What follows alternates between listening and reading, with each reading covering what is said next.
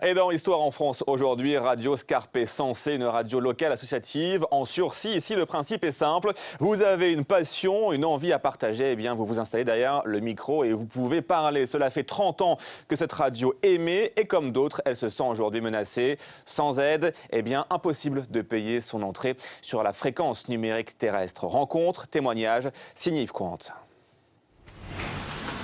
Il vient de terminer sa journée de travail, 7 heures à réceptionner et charger des colis dans une grande surface. C'est le chemin du vestiaire là.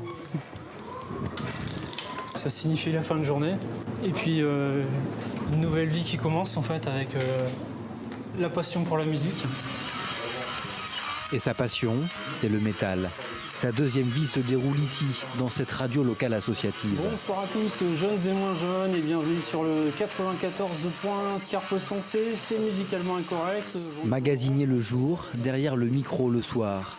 Une fois par semaine, Philippe anime bénévolement une émission de hard rock. Et tout, c'est sur clé USB. Donc il va falloir que je dégage celle-là. À ses côtés, pour l'aider à la technique, sa femme, Isabelle. Ce sera le morceau de l'autre pause musicale après. Ce sera le premier morceau, j'aimerais te revoir. Pas spécialement fan de hard rock. Ça, c'est leur album. Ouais. Ça nous permet au moins d'avoir une soirée à nous. Le soir, je veux dire, comme il a des horaires décalés, je veux dire, je le vois pas forcément, donc on se voit très peu. Et la journée où on se voit vraiment, où on passe la soirée ensemble, c'est pour l'émission. Isabelle a appris sur le tas, comme Philippe. Eh bien, des membres du groupe L'Upside. Et ce soir, il reçoit un invité. Cette émission, pour lui, c'est un moyen de faire connaître des groupes locaux peu exposés. C'est un courant musical qui est quand même en général assez boudé. Et donc le fait de pouvoir s'exprimer sur une radio locale, de pouvoir diffuser ce qu'on a envie, et c'est vraiment ce qui me plaît. Et tant pis pour la fatigue des doubles journées. Comme Philippe, ils sont une trentaine de bénévoles à faire vivre cette radio. Hervé, lui, est l'un des 2 salariés de l'association.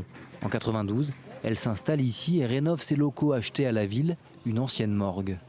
Tout ça, ça a été fait par des bénévoles. Ils se sont donné les moyens d'avoir un outil qui leur appartient. Aujourd'hui, la spécificité, c'est qu'ils ont tous la clé de la maison. Ils sont ici chez eux, ils votent dans une urne pour... Chez elles aussi, les associations locales invitées pour parler de leur action, comme Aclia, qui vient de Douai et lutte contre la précarité. Nous avons depuis janvier un atelier de soins estime de soi. Les forces vives de ce territoire, c'est le monde associatif. Il faut qu'ils puissent, ce monde associatif, s'emparer régulièrement de notre antenne et puissent présenter leur action. L'incidence qu'a cette proximité, c'est qu'on est devenu un acteur du territoire. Mais un acteur inquiet. En cause, le flou concernant le passage à la radio numérique terrestre et les charges supplémentaires à prévoir. Pour Radio Scarpe Sensée, c'est 20 000 € au minimum pour retrouver la même zone de couverture. On me bâillonne par l'argent, par une technologie qui coûte trop cher, qui est rendue inaccessible si je ne suis pas aidé pour y aller. Pour l'heure, la radio est écoutée par près de 20 000 auditeurs par jour sur la bande FM. Et parmi eux, peut-être, de futurs animateurs. Vous souhaitez animer une émission? Rejoignez l'équipe de Radio Scarpe Sensée.